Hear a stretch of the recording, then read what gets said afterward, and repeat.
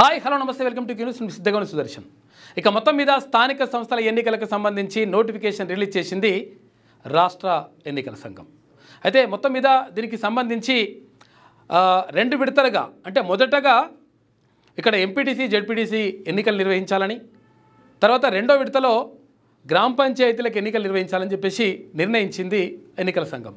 అయితే ఈ నేపథ్యంలో మొదట ఎంపీటీసీ జెడ్పీటీసీ స్థానాలకు సంబంధించి రెండు విడతల్లో ఫేజ్ 1 ఫేజ్ 2లో నిర్వహించాలని చెప్పేసి, ఆ తర్వాత గ్రామ పంచాయతీలకు సంబంధించి 3 విడతల్లో ఎన్నికలు నిర్వహించాలని చెప్పేసి నోటిఫికేషన్ రిలీజ్ చేసింది.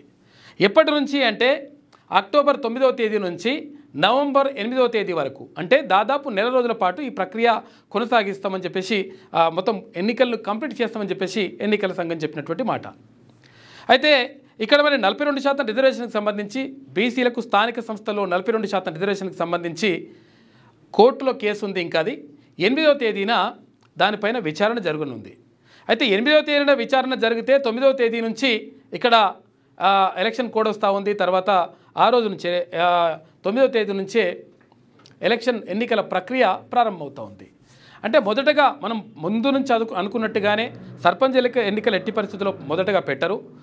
మొదటగా ఎంపీటీసీ జెడ్పీటీసీ ఎలక్షన్స్ పెట్టిన తర్వాత, ఎందుకంటే అవి పార్టీకి సంబంధించినటువంటి అంశం కాబట్టి, పార్టీ గుర్తులతోటి పోటీ చేస్తారు కాబట్టి ఎంపీటీసీ జెడ్పీటీసీలు అవి మొదటగా 2 విడతల్లో నిర్వహించి ఆ తర్వాత సర్పంచ్ ఎన్నికలు నిర్వహించాలని చెప్పేసి భావిస్తూ ఉన్నారు. అంటే రాష్ట్ర ప్రభుత్వం ఇటువంటి ప్రతిపాదన పంపింది. ఈ నేపథ్యంలో అంటే సర్పంచ్ ఎలక్షన్లకు సంబంధించి పార్టీ గుర్తులు ఏమి ఉండవు కదా, ఏముంటాయి, డైరెక్ట్గా అక్కడ అంటే అభ్యర్థికి ఇచ్చినటువంటి గుర్తులు మాత్రమే ఉంటాయి. పార్టీల గుర్తులు చేయి గుర్తు కానీ, లేకపోతే కారు గుర్తు కానీ, లేకపోతే ఇక్కడ తామరపు కమలం గుర్తు కానీ, ఇట్లా గుర్తులేమి ఉండవు కాబట్టి, పార్టీల గుర్తులు ఏమి ఉండవు కాబట్టి అవి తర్వాత నిర్వహించాలని చెప్పేసి భావిస్తూ ఉన్నారు.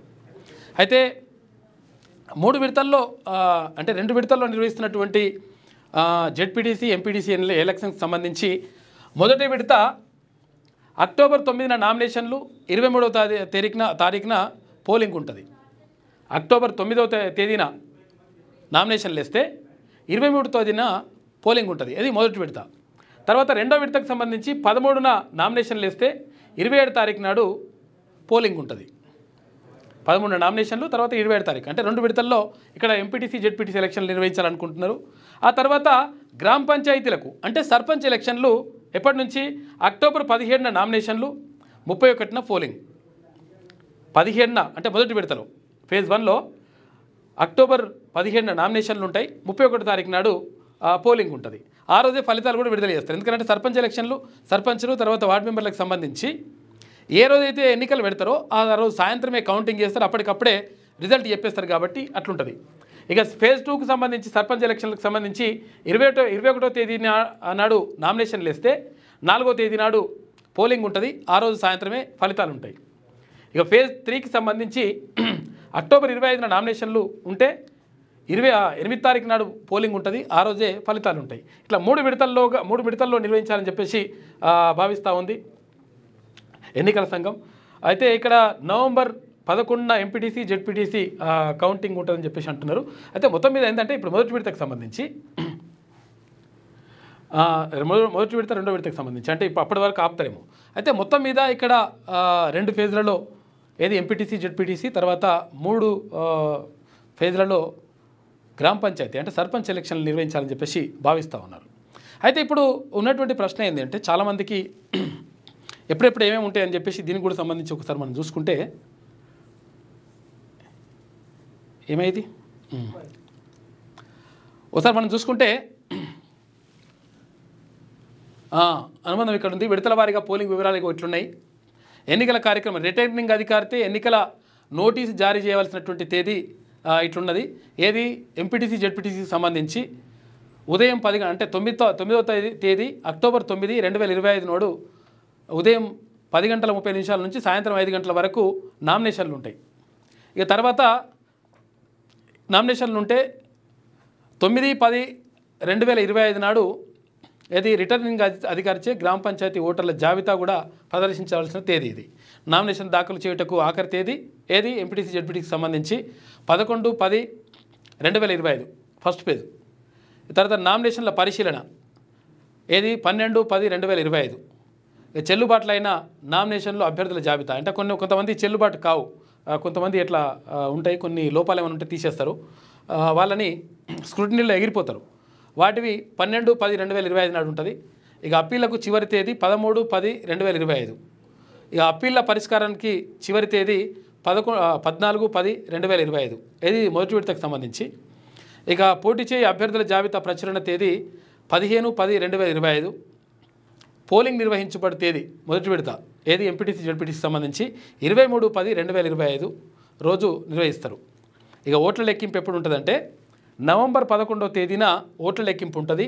ఏది ఎంపీటీసీ జడ్పీటీసీ ఎన్నికలకు సంబంధించి మొదటి విడత కానీ రెండో విడత కూడా అట్లనే ఉండదు సేమ్. ఇక రెండో విడత కూడా ఇట్లా దీనికి సంబంధించి ఇచ్చారు 13/10/2025 నుంచి ఎక్కడ 27/10/2025 వరకు ఈ ప్రక్రియ అంతా ఉంటుంది. రెండో విడతకు సంబంధించి ఎంపీటీసీ జడ్పీటీసీకి సంబంధించి 11/10 అంటే నవంబర్ 11వ తేదీన ఎంపీటీసీ జడ్పీటీసీ ఎలక్షన్లకు సంబంధించి మొదటి విడత రెండో విడత రెండు రిజల్ట్స్ కూడా ఆ రోజే ఉంటాయి. ఇక గ్రామ పంచాయతీలు అంటే సర్పంచ్ ఎన్నికలకు సంబంధించి అది కూడా 3 విడతల్లో నిర్వహిస్తున్నారు. 17/10/2025 అంటే అక్టోబర్ 17, 2025 నాడు మొదటి విడత ఏది నోటిఫికేషన్ జారీ చేస్తున్నారు. ఆ రోజే రిటర్నింగ్ గ్రామ పంచాయతీ ఓటర్ల జాబితాను ప్రదర్శిస్తారు ఆ రోజు. తర్వాత 19/10/2025 నాడు ఆదివారం నాడు నామినేషన్లు దాఖలు చేయడానికి ఆఖరి తేదీ. ఇట్లా మొత్తం మీద ఇక్కడ రెండు అంటే ఇప్పుడు ఎంపీటీసీ తర్వాత జడ్పీటీసీ ఎన్నికలు మొదటి విడతలో, ఆ తర్వాత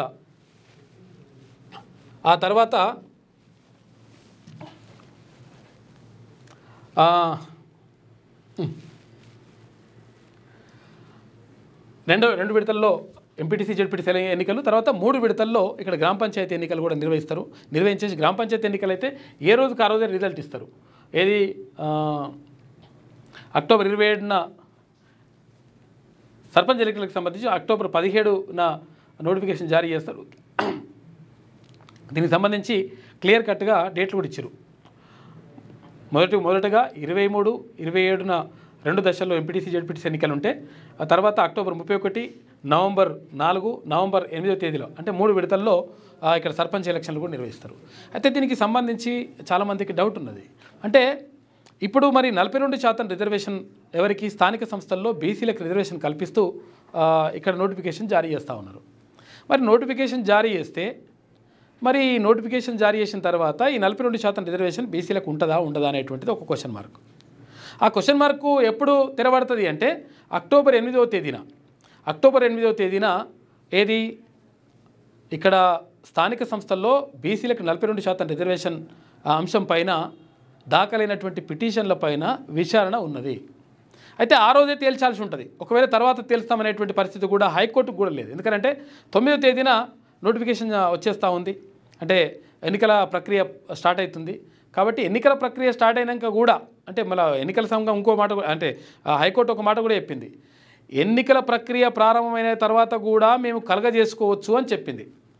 దీని ద్వారా ఒకవేళ ఈ రిజర్వేషన్లకు వ్యతిరేకంగా కనుక తీర్పు వచ్చేటువంటి అవకాశం ఉంటే నోటిఫికేషన్ వచ్చిన తర్వాత కూడా నోటిఫికేషన్లో అది ఈ 42% రిజర్వేషన్ లేకుండా ప్రయత్నం చేసేటువంటి అవకాశం కూడా ఉంటుంది. కాబట్టి ఈ 42% రిజర్వేషన్ అమలవుతుందా అమలు కాదా అనే దానిపైనే ప్రధానంగా చర్చ జరుగుతూ ఉంది. తర్వాత ఇక్కడ ఎంపీటీసీ ఎన్నికలు తర్వాత జడ్పీటీసీ ఎన్నికలు ఇవి ఒకటైతే ఆ తర్వాత సర్పంచ్ ఎన్నికలు. ఎందుకనంటే రాష్ట్రంలో అంటే ప్రధానంగా ఇక్కడ ఎమ్మెల్యేలు కానీ ఎంపీలు కానీ వీళ్ళందరూ కూడా గెలుపుకు కారణమయ్యేది ఎవరంటే స్థానిక సంస్థల్లో ఉన్నటువంటి అంటే కింది స్థాయిలో ఉన్నటువంటి నాయకులే కీలకంగా ఉంటారు. కాబట్టి ఇక్కడ సర్పంచ్లు ఎంపీటీసీలు జడ్పీటీసీలు ఎవరికైతే ఎక్కువ ఉంటాయో వాళ్ళు అక్కడ గ్రౌండ్ లెవెల్లో ఎక్కువ పనిచేసి తర్వాత వాళ్ళు ఎమ్మెల్యేలను ఎంపీలను కూడా గెలిపించుకునేటువంటి అవకాశం తర్వాత ఉంటుంది ఆ ఎలక్షన్స్ ఉన్నప్పుడు. కాబట్టి మొత్తం కూడా కీలకంగా మారినటువంటి అంటే దాదాపు మొత్తం 2-3 సంవత్సరాల పాటు మొత్తం దాటేసుకుంటూ వస్తూ ఉన్నారు. 2 సంవత్సరాలు గడిచిపోయింది, 3 సంవత్సరాలు అవుతూ ఉంది.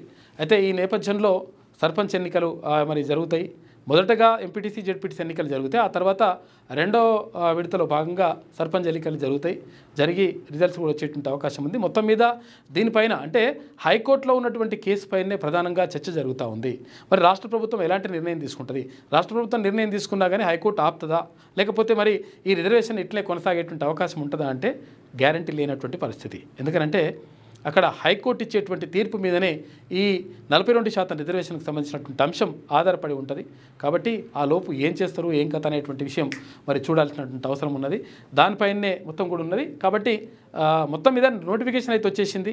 తర్వాత స్థానిక సంస్థల ఎన్నికలకు మొత్తం రంగం అయితే సిద్ధం చేసినట్టుగా ఎన్నికల సంఘం ప్రకటించింది. మీ వ్యాపారం అభివృద్ధి కావాలని కోరుకుంటున్నారా? అయితే వెంటనే క్యూనస్ని సంప్రదించండి.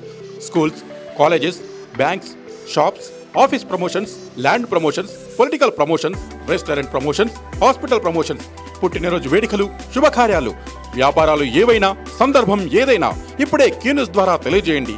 మీ వ్యాపారాన్ని అభివృద్ధి చేసుకోండి.